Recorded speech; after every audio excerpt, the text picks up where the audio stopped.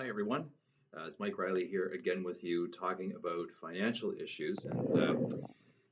This week, I've had a number of questions that have come to me from both clients and non-clients regarding the first-time homebuyers plan. This is simply because there were some new proposals announced in the federal budget this week on changes to the first-time homebuyers plan. If you'd like to know a little bit more about that, please message me and we can talk about how these may or may not affect your plan. Because of course the budget's just proposed right now, and nothing will change until the fall, if at all.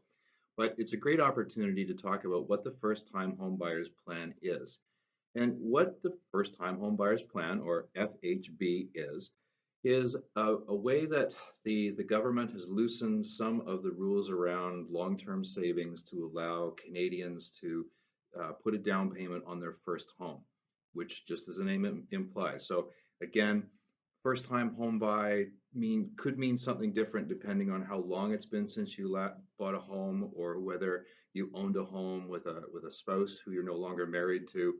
So again, if you have questions about that, let me know and we can talk about the specifics. But just basically, what the first time home buyers plan is, allows you to take money from your registered retirement savings plan, your RRSP, which was intended for long-term retirement savings, and redirect that into your first home.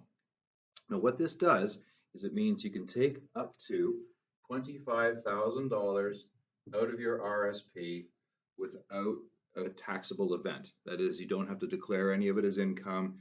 You're not going to be penalized with any taxation or holdback on that.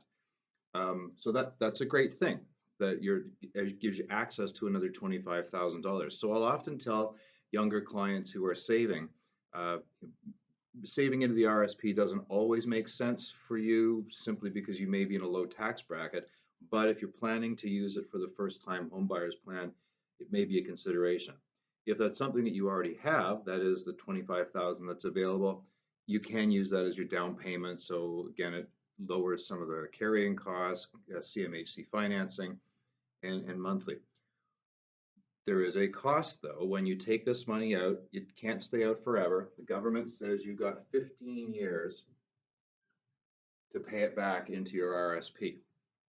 So when clients do this, I tell them, let's get started on this plan right away. Don't wait 15 years to make a lump sum back into your 25,000. So what a monthly plan does is, it is $139 per month. If you do that every month, every year for 15 years, you will have paid back that $25,000. So it's important to realize that this is another expense on top of buying a home. So you bought your home, you now have a mortgage, you've got to save for your property tax, you've got property insurance, repairs, all the other things that go along with home ownership. Plus, you've got to add another $139 every month to pay back your RRSP first-time home buyers plan. The other important thing to realize is that if you are saving into your RRSP, because that is your main retirement vehicle, and it doesn't have to be, there are other options as well, this money paying in is not increasing your RRSP contributions as well.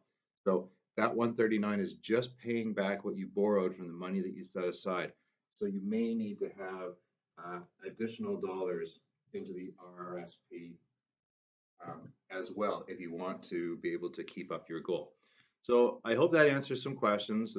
It's very basic about the first time home buyers plan. There are some subtleties and everybody's situation is different. So if you do have any questions, please let me know. You can comment below. You can get a hold of me through my contact information that's available here. And thank you for watching. Look forward to all your questions and comments.